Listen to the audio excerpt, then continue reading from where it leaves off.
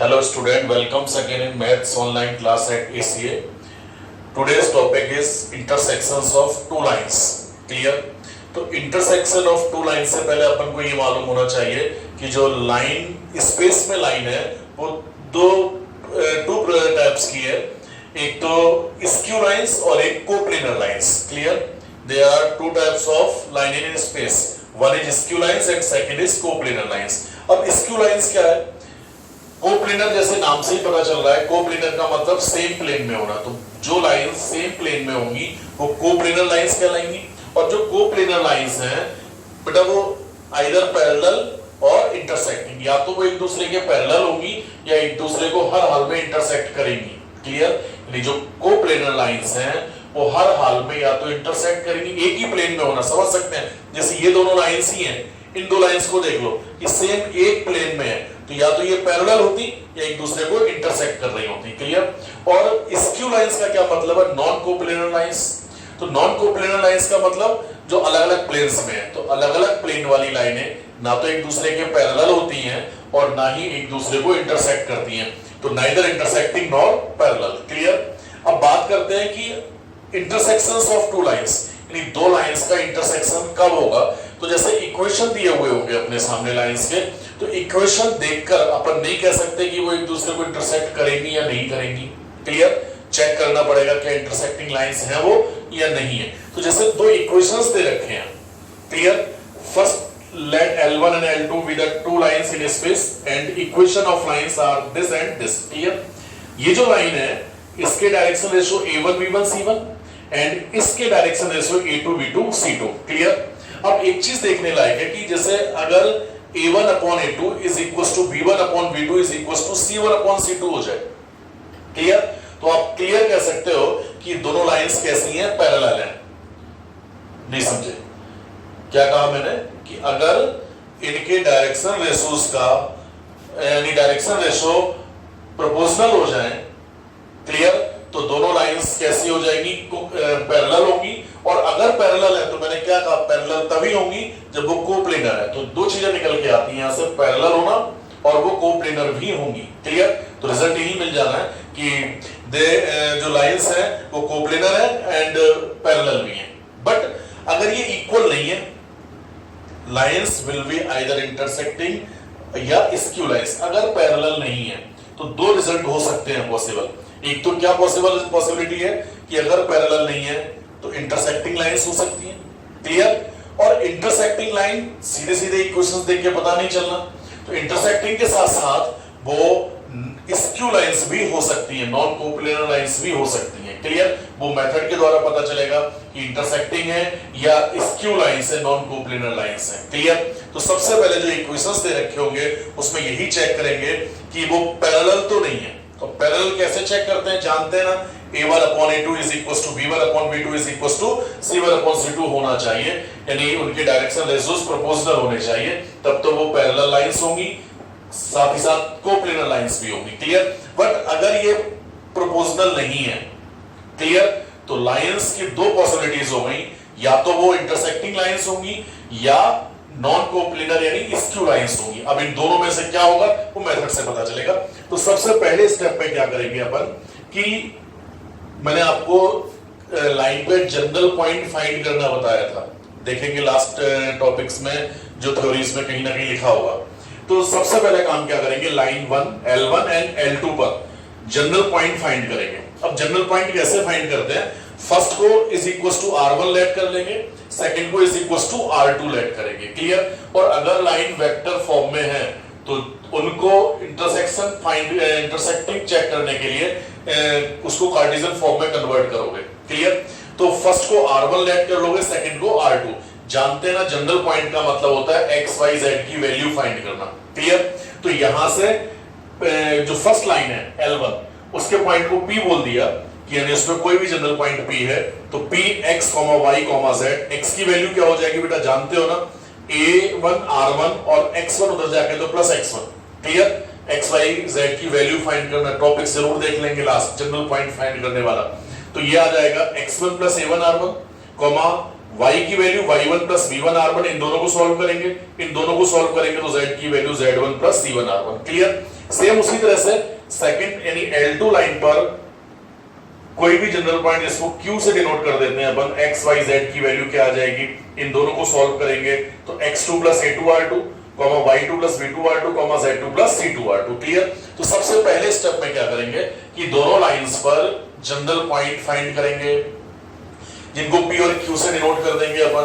उसके बाद एक चीज सोचने वाली बात है कि अगर दोनों लाइंस इंटरसेक्टिंग हैं, सपोज एज्यूम अगर वो इंटरसेक्टिंग हैं, तो उनमें एक पॉइंट कॉमन होगा या नहीं होगा?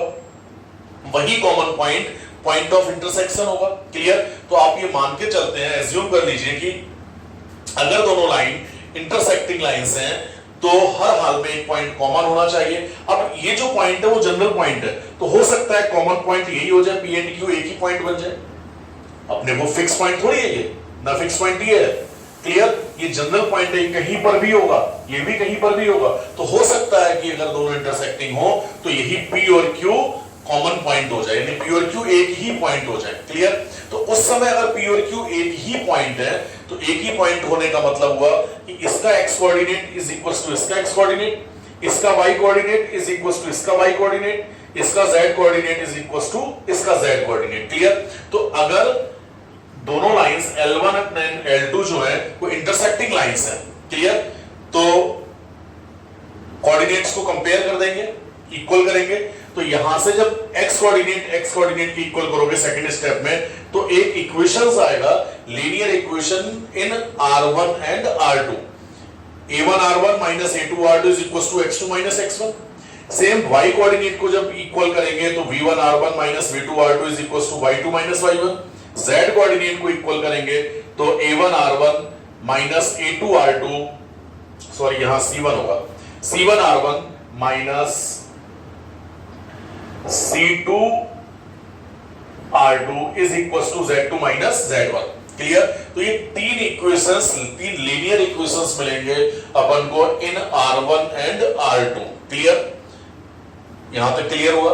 करना क्या है आपको, अगर L1 and L2 are intersecting, if L1 and L2 are intersecting, then they have one common point। Clear? और हो सकता है वो वन कॉमन पॉइंट P और Q ही हो जाए। तो अगर P और Q एक ही पॉइंट है, कोई जनरल पॉइंट है, तो P और Q अगर एक ही पॉइंट है तो जाहिर सी बात है उनके कोऑर्डिनेट इक्वल होने चाहिए। तो x को x के इक्वल करेंगे, एक इक्वेशन आएगा R1 R2 में, y को y के इक्वल करेंगे तो दूसरा इक्वेशन आएगा, z को z के इक्वल करेंगे तो थर्ड इक्वेशन मिल जाएगा। क्लियर? अब आपको करना क्या है, इनमें से कोई से दो इक्वेशन को थर्ड स्टेप में क्या करना है, कोई से दो इक्वेशंस को सॉल्व करना है। और किसके लिए सॉल्व करना है, R1 एंड R2 के लिए। Clear? Solve any two equations for the value of R1 and R2। अब R1 आपके पास आ चुका होगा, R2 आपके पास आ चुका होगा। जब दो को सॉल्व करना जानते हैं, बेटा ये लीनियर इक्वेशन है, तो लीनियर इक्वेशंस को कैसे सॉल्व करते हैं आप जानते हो, एलिमिनेशन मेथड के द्वारा सॉल्व कर सकते हो, सब्स्टिट्यूशन द्वारा सॉल्व कर सकते हैं, और क्रॉस मल्टीप्लिकेशन द्वारा भी सॉल्व कर सकते हैं, जो इजी लगे उससे करेंगे आप। तो R1 की वैल्यू आपके पास होगी, R2 की वैल्यू आपके पास होगी। उसके बाद आपको क्या करना है, जो रिमेनिंग थर्ड इक्वेशन है, क्लियर, तो थर्ड इक्वेशन है अपने पास, उसमें R1 की वैल्यू पुट करेंगे, R2 की वैल्यू पुट करेंगे। क्लियर?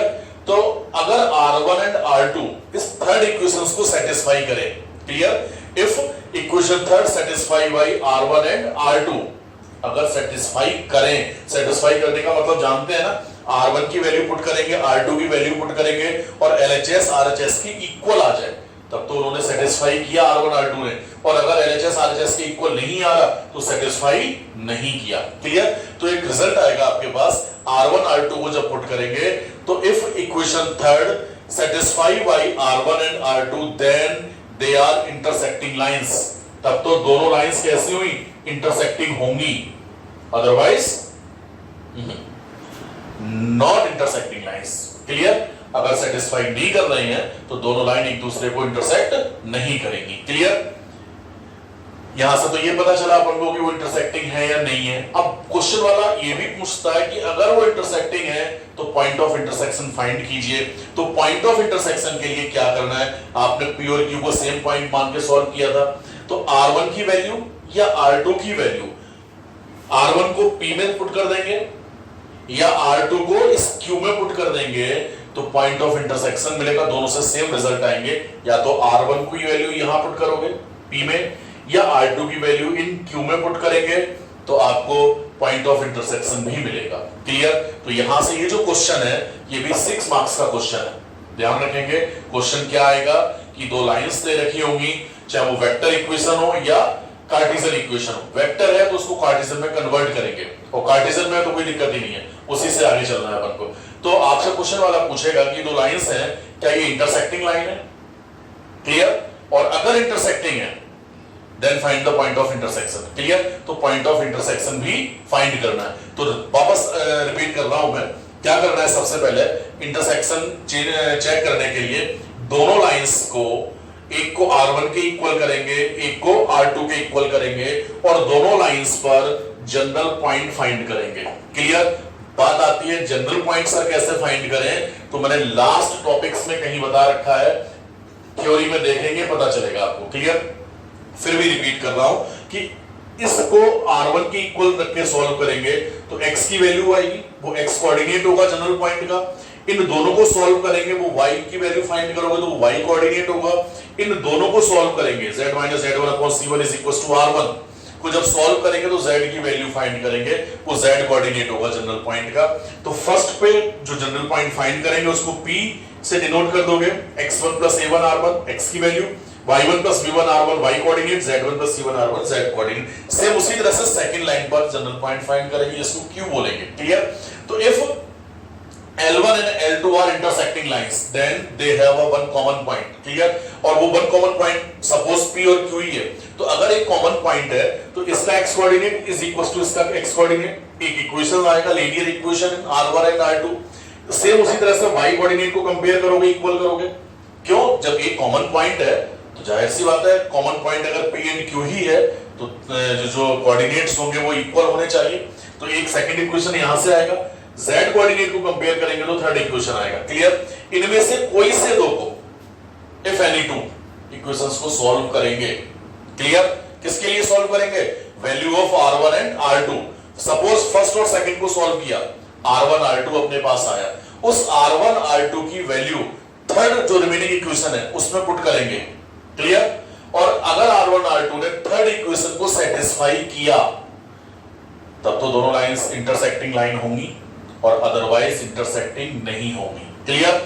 और जब इंटरसेक्टिंग है, एक तो रिजल्ट आ गया कि इंटरसेक्टिंग नहीं है तो खत्म, यही क्वेश्चन एंड हो गया कि इंटरसेक्टिंग नहीं है। बट उसने कहा कि अगर इंटरसेक्टिंग है तो पॉइंट ऑफ इंटरसेक्शन भी फाइंड कीजिए। तो पॉइंट ऑफ इंटरसेक्शन के लिए क्या करना है? या तो R1 की वैल्यू इस P में पुट कर देना है, या R2 की वैल्यू Q में पुट कर देना है, तो आपको पॉइंट ऑफ इंटरसेक्शन मिल जाएगा। और ये क्वेश्चन आपको बोर्ड एग्जाम में 6 मार्क्स दिलाएगा। क्लियर? तो इसका एक एग्जांपल भी दूंगा मैं, उसको सॉल्व करेंगे, और एक्सरसाइज जो नेक्स्ट है उसमें जो भी पॉइंट लाइन इंटरसेक्शन वाले क्वेश्चन है उनको सॉल्व करके देखेंगे। Thank you student. आपको जो नोट्स देंगे उसमें क्वेश्चन इसका एक एग्जांपल कर रखा है, उसको देखेंगे, अगर समझ में आ जाए तो बहुत अच्छी बात है, और वरना नेक्स्ट क्लास में उसको एक्सप्लेन करेंगे। क्लियर? Okay, thank you.